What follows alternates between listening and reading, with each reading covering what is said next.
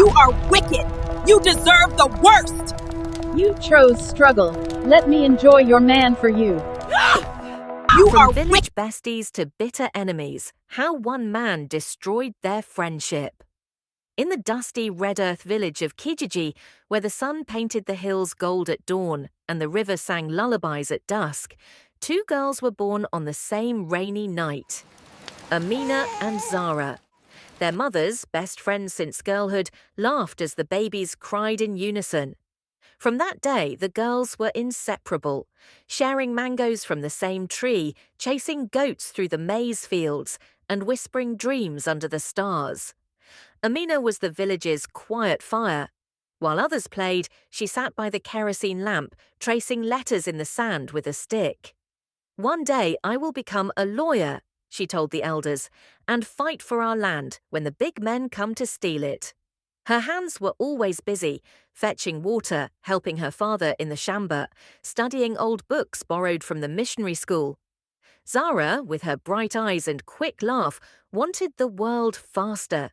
She danced at every wedding, twisting her hips like the city girls she saw in magazines. "Why sweat when you can shine?" she'd tease Amina, braiding beads into her hair and dreaming aloud of fast cars and men with money. Years passed. The village watched them grow into young women. Amina topped her exams and won a scholarship to the big city university. Zara left school early, selling second-hand clothes at the weekly market and charming lorry drivers for rides to town. "Life is short, my sister," Zara said the day they boarded the rickety bus to the capital. "You study books, I will study men." The city swallowed them whole. Nairobi's skyscrapers gleaming like promises, matatus hooting, streetlights buzzing like fireflies. Amina rented a tiny room near the campus, cooked githeri on a single burner, and buried herself in law books. Nights blurred into days as she clerked at a small firm, learning how the powerful crushed the poor. Zara found her rhythm in the clubs of Westlands. Short dresses, long lashes, laughter that turned heads. She posted photos on her phone, calling herself a city baddie, and soon had sugar daddies buying her weaves and iPhones. They still met for tea sometimes, but the gap widened. Amina's hands stayed calloused from hard work. Zara's glowed with fresh nail polish. Then came Malik. He was the golden boy of the city, a tall, smooth-talking businessman fresh from Dubai, with a fleet of cars and deals that made politicians whisper. At a university fundraiser, Amina had been invited to speak about justice for rural women. Malik sat in the front row, eyes locked on her passion. Later, in the garden, he offered her a ride home in his black Range Rover. "You have fire," he said. "I like that." Zara heard about the event from a friend and crashed it in a red dress that turned every head. She spotted Malik laughing with Amina and slid between them like silk. "My sister never told me she knew such important men," she purred, touching his arm.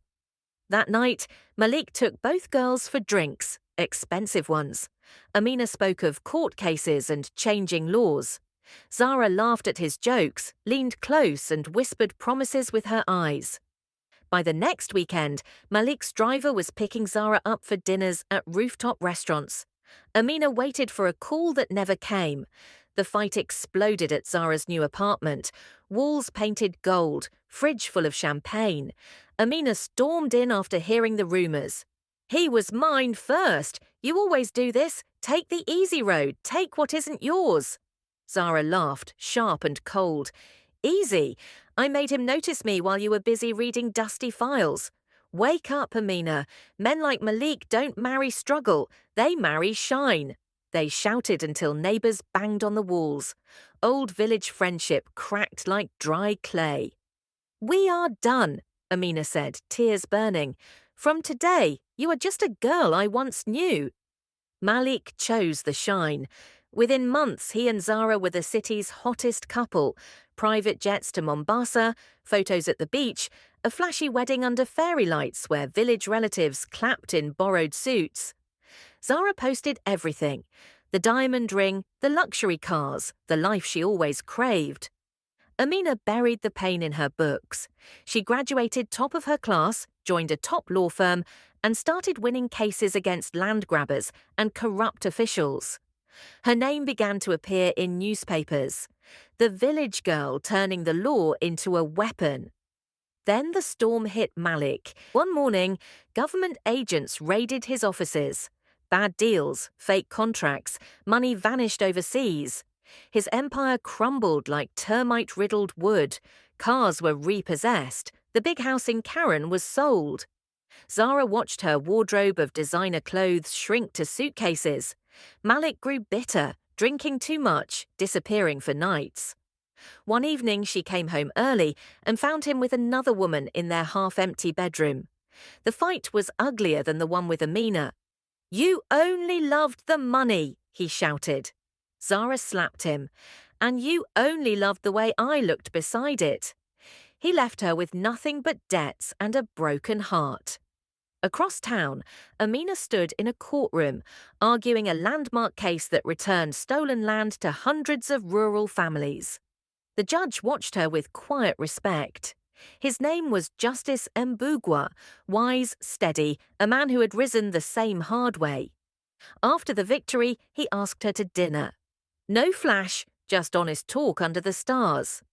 They married in a simple garden ceremony, village drums mixing with city violins. Soon Amina became a senior advocate, then a respected voice on national television, fighting for the same girls still dreaming in dusty villages. One afternoon, years later, Amina stepped out of her black official car outside the High Court, robe flowing, wedding ring catching the sun. Across the street, a tired woman in faded jeans sold roasted maize. Their eyes met. Zara's face was thinner now, makeup gone, pride cracked. She looked at the powerful lawyer, then at her own empty hands. Amina paused. For a second, the village river seemed to flow between them again. She gave a small nod, no smile, no words.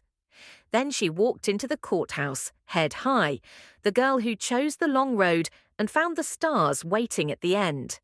And in the villages, mothers still tell their daughters, "Some chase the wind, others build the house that stands when the wind dies."